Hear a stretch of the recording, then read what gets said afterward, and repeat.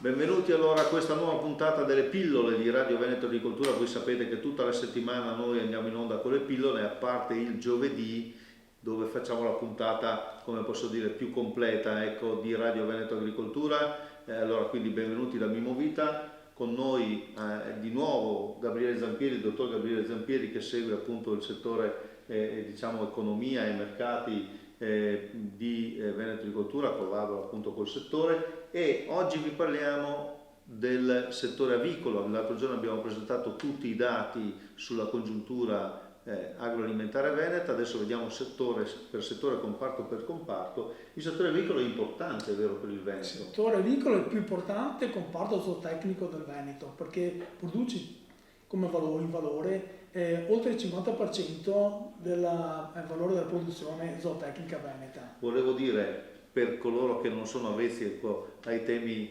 agricoli, avicolo vuol dire ovviamente animali che possono volare o potrebbero volare. Quindi polli da carne, tacchini, selvaggina, volatile e via dicendo. Faraone, oche, ecco, tutto questo comparto qui. Sì, i due specie più importanti naturalmente il pollo da carne e il tacchino in Veneto, poi le altre sono assolutamente secondarie, c'è qualcosa perché c'è una tradizione rurale che si è mantenuta anche con allevamenti diciamo più professionali, però in tutta Italia in genere sono meno importanti. Ecco, poi tutta Italia, quindi il Veneto emerge. Il Veneto emerge chiaramente sull'Italia, è leader nazionale, fa circa il 30% del valore della produzione nazionale per i polli da carne e per i tacchini ancora di più, e quindi abbiamo un sistema il sistema dell'allevamento che si è esploso nel Veneto ancora negli anni tra i 60 e 70, col sistema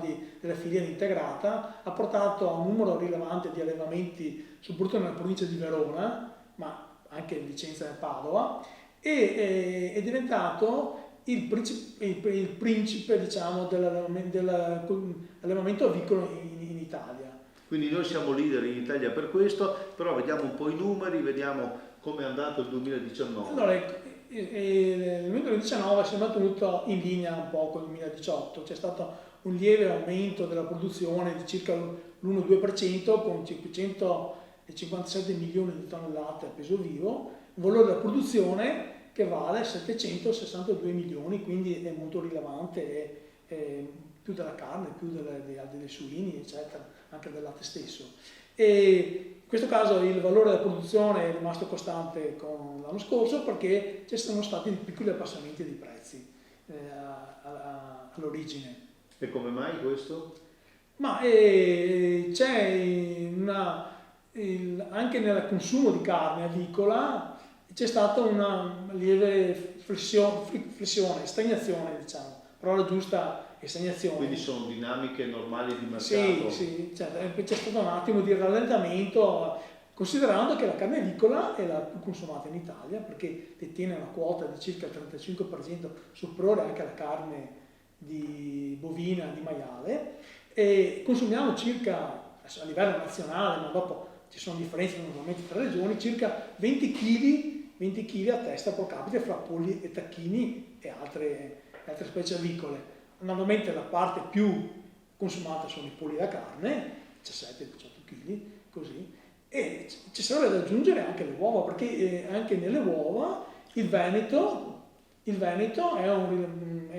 importante, è un leader anche nelle uova, meno che nelle altre produzioni, però fa 2 miliardi di uova all'anno, che corrispondono circa al 15-16% della produzione nazionale, con un valore della produzione di oltre 200 milioni, 212 milioni. Quindi gli avicoli danno veramente un grande impulso, un grande sostegno all'agricoltura veneta, però anche quest'anno noi stiamo pagando dazio soprattutto a questa grande emergenza. Allora voi siete riusciti un po' a capire, ecco, come il Covid sta interessando probabilmente negativamente il settore? No, nel caso degli avicoli diciamo che il settore forse è il meno colpito, perché soprattutto quello delle uova, le persone che sono rimaste a casa è vero, c'è stato questo fenomeno, la gente si è hanno messa riscoperto la cucina, quindi il numero di uova e la richiesta e la domanda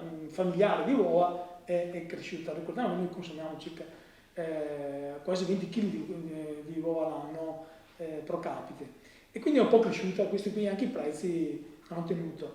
Mentre per quanto riguarda gli avicoli c'è stato un problema di distribuzione, come si può dire, di logistica sotto un certo aspetto, perché il blocco dell'Horeca ha bloccato anche quello che è un po' il fast food, il fast food del pollo, quella che è la produzione delle polli di piccola taglia e via dicendo, perché la produzione di questa tipologia è inferiore di solito a quella di grande taglia che viene venduta per consumo domestico e via dicendo.